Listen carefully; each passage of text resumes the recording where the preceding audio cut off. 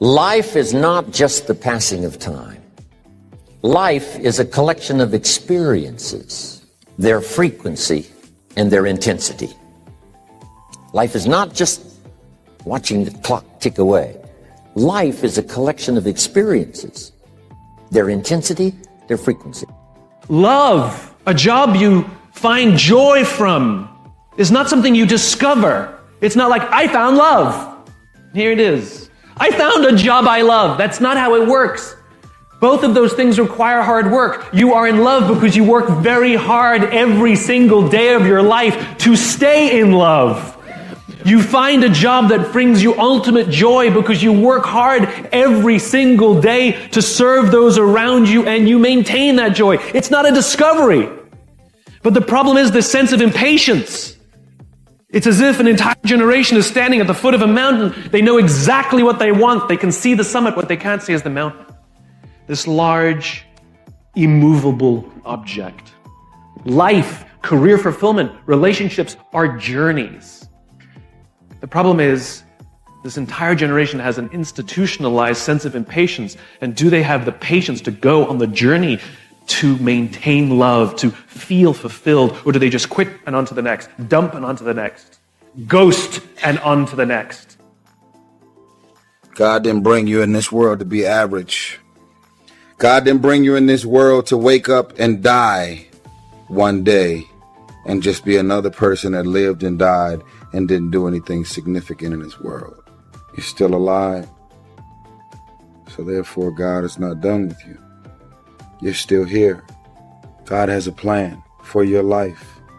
God has things in mind for you beyond anything you could ever imagine. But you know what I discovered?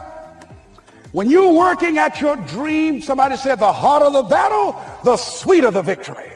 Oh, it's sweet to you. It's good to you. Why? See, when it's hard and there's a struggle, see, what you become in the process is more important than the dream.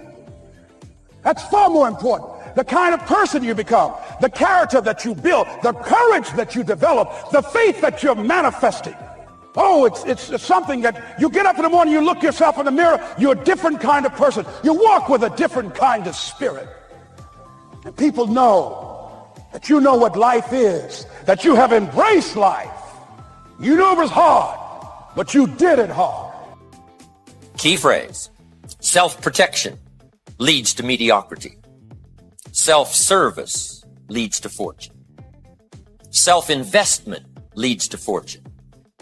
Look, if you want to get rich, you want to be really successful. When I say rich, I'm not talking about money. I'm talking about a rich life, freedom, time with family, choices, get to do what you want. You get to move where you want, go where you want, do what you want. My dad died when he was 52 years old. My dad worked his whole life to provide for 5 kids and his wife, and he did his job, and then he died.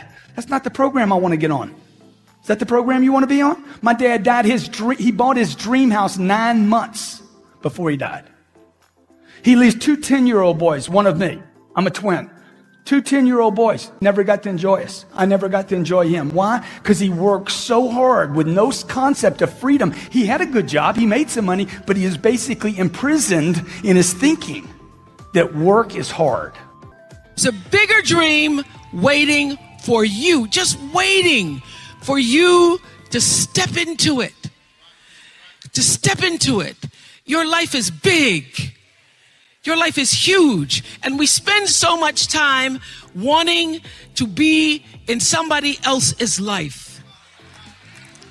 And you don't get honored, you don't get revered, you don't get celebrating wanting what somebody else has, because that which created you, divine intelligence that dreamed you from before your ancestors ever knew they would become your ancestors, that which dreamed the seed of you, wants you to know how special, how wondrous, how mysterious, how complex, how glorious, how phenomenal you are. And you get no credit messing in somebody else's territory or trying to have power over something you have no control. Another one of my favorite teachings is The Wizard of Oz. When the Wicked Witch of the West says, go away from here because you don't have any power here, you have no power in any territory other than your own. Oh, but you are the master of that. You get to be the master of your own fate. You get to be the captain of your own soul. And if you just manage that, if you just took care of your territory, oh, the glorious, glorious, glorious, wondrous opportunities and possibilities that are waiting for you. So the question is, what are you resisting? What are you pushing against?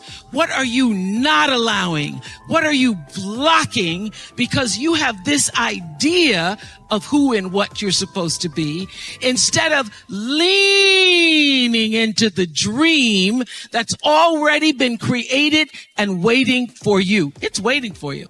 And the second, it's an instant thing. It's a shift in the way you see yourself and the power from which you have come. Achieve greatness in little things. Take on difficulties while they are still easy. Do great things while they are still small. The sage does not attempt anything very big and thus achieves greatness.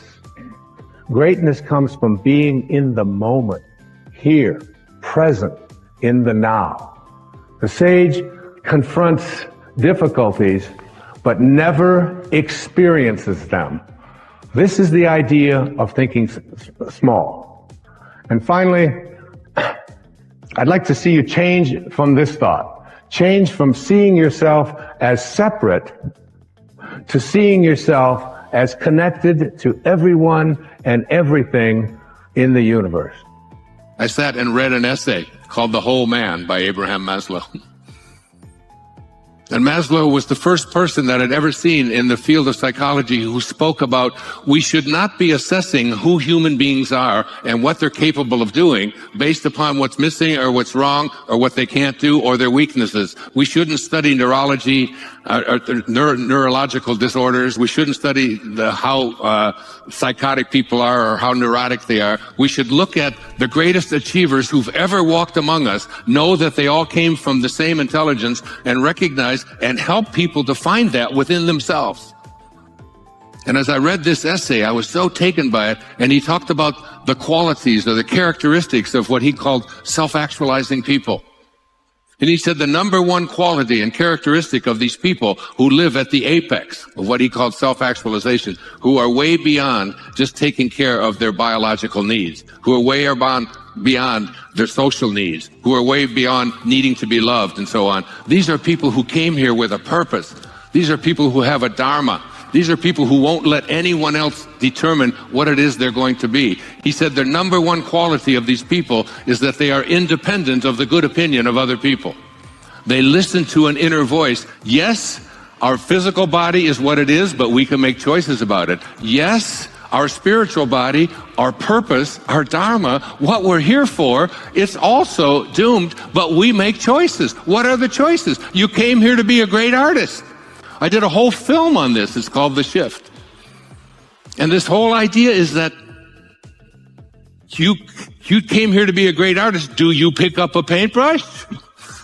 Do you do what Van Gogh did? You just go out there and paint because it's in your soul? Because the second characteristic of self-actualizing people, according to Maslow, is that they are detached from outcome.